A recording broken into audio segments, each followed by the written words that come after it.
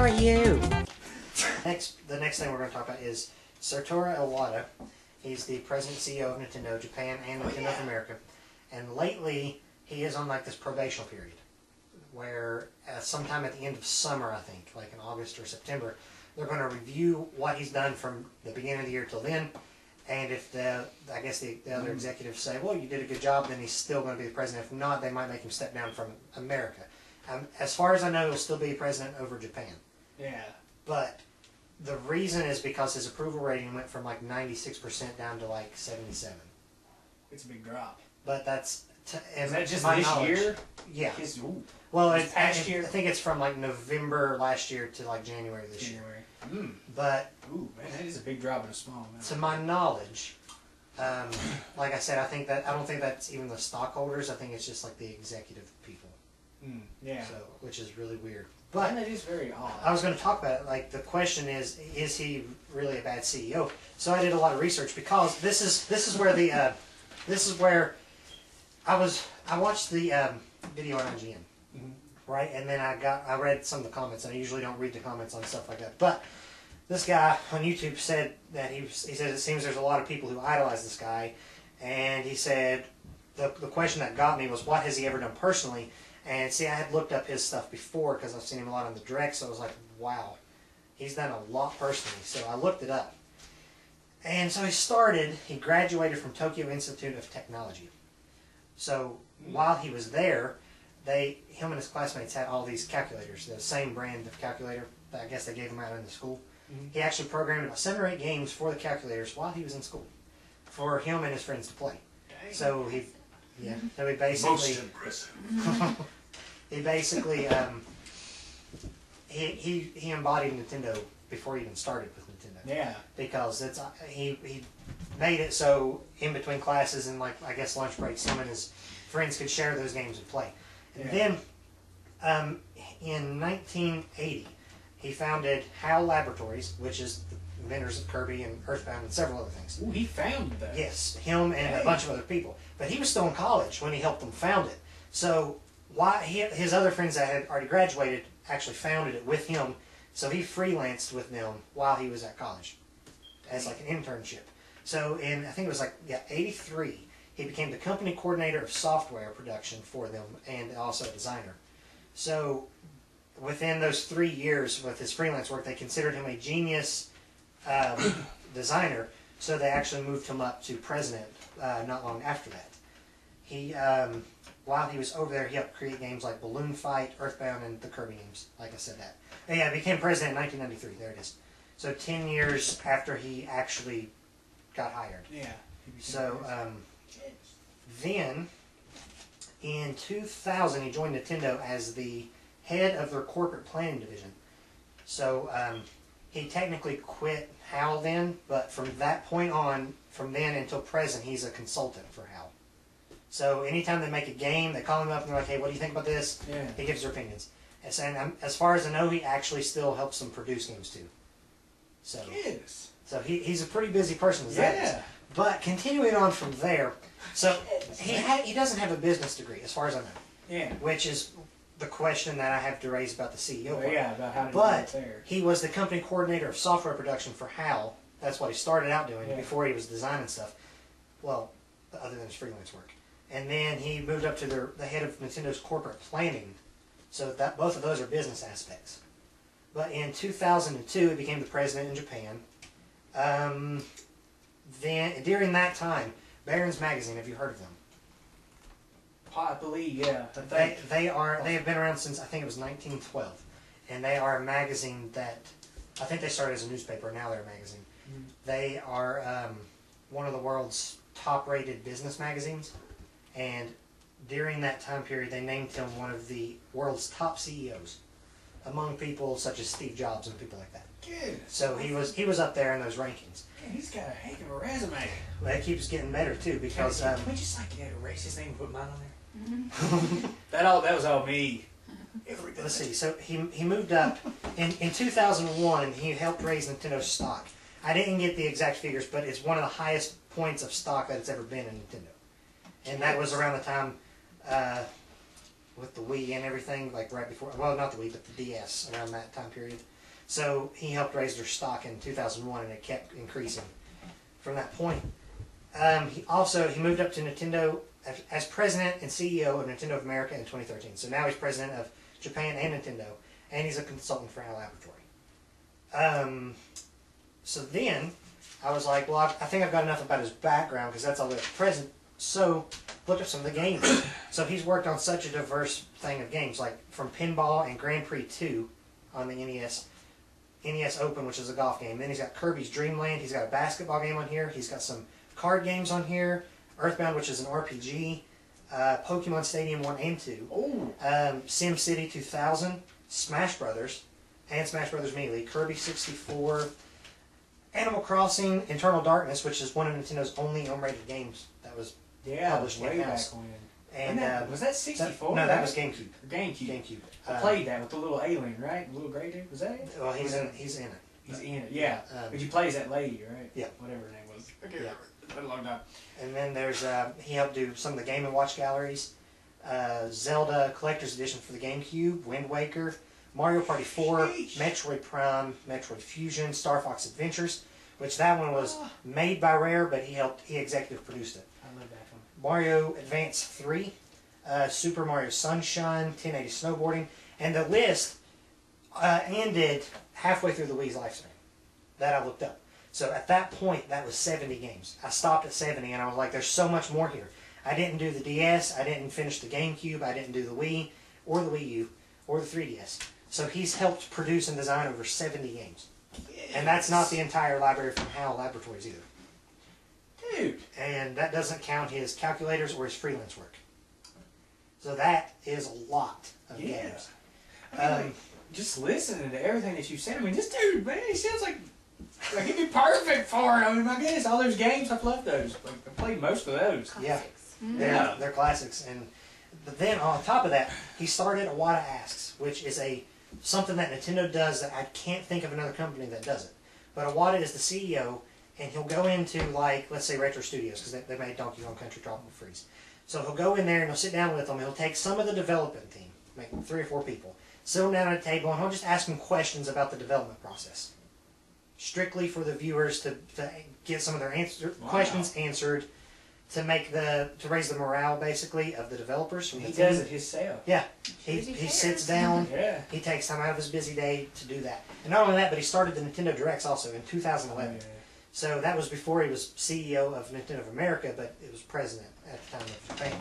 Yeah. So he started that, and those are basically like miniature E3 Directs. Yeah. And no other company really does that either, because like I cannot tell you the name of the guy who just moved up to Xbox, and he just moved up, and I can't tell you the name of the Sony president either. There's behind me, isn't there? What is it? It's a coffee pot. There's a ghost in it. But King Boo. So he started that too. So with all of that, he was working for Nintendo at the time when the Game Boy Advance was released, and the GameCube, which was in 2001. But once he was president during the time of the DS, the Wii, the 3DS, and the Wii U. Yes. So the only one that's not meeting its sales quota out of the ones I just listed is the Wii U. Wii U. The 3DS, I don't know if you know this or not. I can't remember if it's the DS or the 3DS. One of those two is about to pass up the PlayStation 2 as the best-selling console of all time. Sweet. But either way, both of those were during his presidency. Yeah. Then, the last thing, I didn't actually write this down, but they were going to have to face layoffs this year, right? Yeah. At Nintendo. And that's something that I don't think has happened to Nintendo much. No. So, instead of laying off his employees, he cut his salary in half. So he gets up and he's basically apologizes to the consumers and says, I'm sorry that this has happened. We're not getting as much money as we wanted to on the Wii. And because of that sales quota, we're going to have to lay some people off. But instead of doing that, I'm going to cut my salary in half. That's a lot of money. I can't think of many CEOs that would do that. Because like that. When you think about it in the big picture here, if he was making, like, let's say, $500,000 a year, that's going to be $250,000 he's losing. Yeah. But he cut it in half for the entire year. Or until it changes. And because he did that, other people like Shigeru Miyamoto, which created Donkey Kong and Mario, he cut his by 25%, and most of the executive team cut theirs by 15%. So he still technically cut his more than everybody else. But yeah, So that's all I got down. But based on that, I can't see why his percentage rating dropped. No, Or his approval rating. I mean, you listen to the things that he has done. I mean, my goodness, this dude's made like tons of great games. I mean, games that, like you said, are classics. Yep. I mean, like, my gosh, to cut his salary, and I mean, I guess, I mean, he's been with it for so long here. I mean, it seems like their successes went up. Yep. And I mean, just here lately, I mean, you can't really base that on this just here lately, because I mean, like, I really don't understand why the Wii U isn't selling more.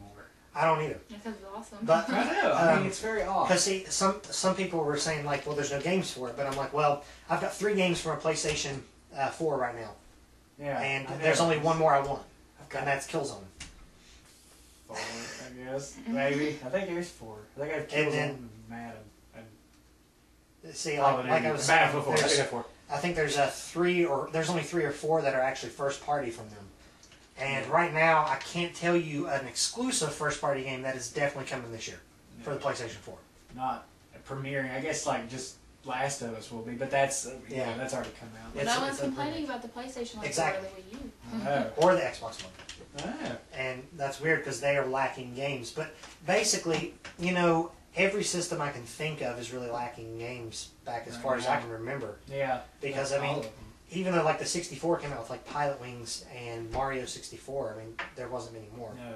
The NES came out with like 18 games, but that was because it came out in Japan first. They already had time to develop them. Yeah. But I mean, it takes a while to get started. You know, everybody's got to work on it and see what they can do, and then by the end of it, like at least here in about 2 years, it should be pretty constant. Yeah. You know? Well, not to mention that the Wii U is Nintendo's first HD console. Yeah. And it keeps a lot of people are mad because Iwata keeps apologizing for the delays. Mm-hmm. That was one point I was going to talk about, like Donkey Kong Country Tropical Freeze. It was supposed to come out last year. He delayed it. Well, that technically wasn't his decision. Even though he's president, that was Retro's decision because they wanted to add in a 4th character. Because originally the box art looked just like this, except that there was only those 3 characters. And then later on they added Cranky Kong in the game. And they did a lot of other stuff to it too, but that was the main thing. And, you know, stuff like that takes time to program. Yeah, it does. I got on a debate with someone on Miiverse, actually, about it, because I was just talking to them about the different ups and downs of it. And they said that Donkey Kong Country, it took 3 years to develop. And they said it shouldn't have took that long, because it's just a platformer. I was like, well, you should research how long it took the first Toy Story. Because that was like, what, 9, 10 years? Yeah, it was forever on And, I mean, like, I think... well, like God of War 1, that took like, what, 11 years? Yeah, I mean, they forget that it's hard to do. I mean, everybody has to make every little bit of it. Because see, like I was saying, I was like, professional YouTubers like the Angry Video Game Nerd and Tobuscus can spend 40 to 60 hours on one video. Exactly. I mean, you spend more than that on Fallout because we have green screen. They're like 10 minutes and it takes 2 months. Hey. I mean, you know, just different things call for different measures, but you know, that's actually a pretty average time, I think, for games. Rayman Legends took about 3 years, I'm wanting to say. And that's a platformer, 2D platformer. And they delayed that one too. Yeah, they did. So. And they didn't add anything to it, they just ported it to other systems. Yeah. And that took them almost a year to do. It did. But, I mean, there's a lot more involved than people think. Yeah. You know, they just think, we can just make it and put it out there, but that's not true. Yeah. I wish it was true. I know. I wish that it was would be like, awesome. You know, we're going to put out this new game in like a week. You know, or like something really great. It'd be perfect. Well, we've experienced a week-made game before, and that was E.T. on the Atari 2600. We all know how that went. It's great. Aren't they digging that up? Oh, yeah, they are. Yeah, they are. It's so silly. It's like, do we really need to make the The world more dark? creator of the game has said multiple times, if it's there, I would have known about it. I was the creator of it. But I don't think there's anything there, but if there is, okay. Yep. And they're digging it up. What are they going to do with it when they dig it up? That's a better question, because half of them aren't going to work. They're going to be water damaged, and it's like, what are you going to do with a bunch of broken ET cartridges? Like, just, okay, it's there. Are they going to put it back? Or maybe put it in a museum? We're not going to put it back. Nobody needs it.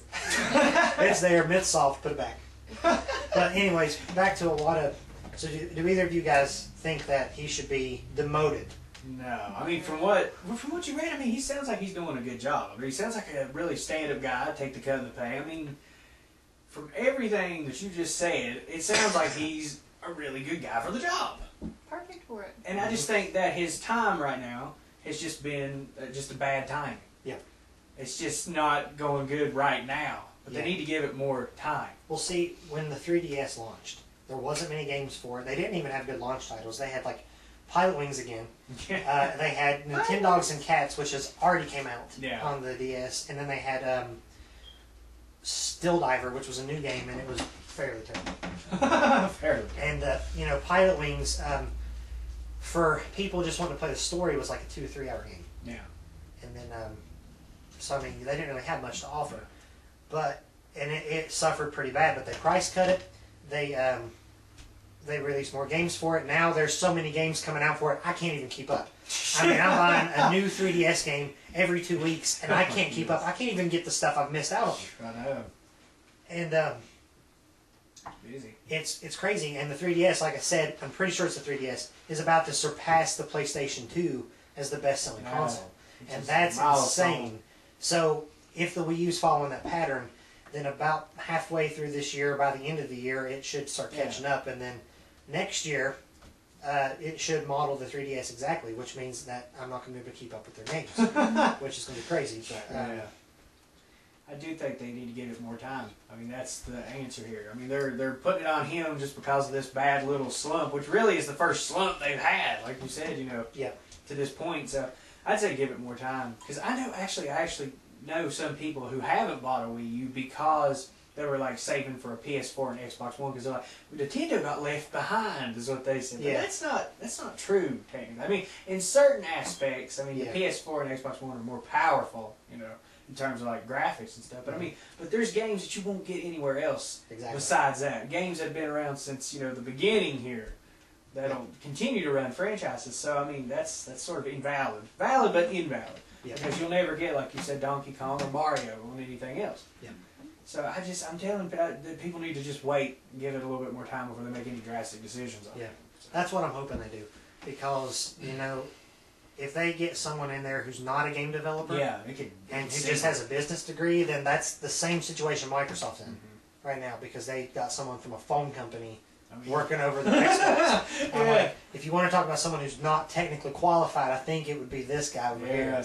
At least Iwata knows how to make games, and good games at that. I mean, like you said, you shouldn't have been delayed on that. You know, one reason that it was probably delayed, I mean, we know, is to make it better. I mean, people forget that. They're like, when it comes out, they're like, oh, this is great, but it shouldn't have taken this long. It's like, it's only great because it took that long. Most people need to experience the dual screen. I know a lot of people who think it's like, it's just a Wii. It's just a Wii. No, it's not. You need to try Well, on top of that, they also need to, some people think it's just like a DS, but it's completely different as well. Fireball. No. No.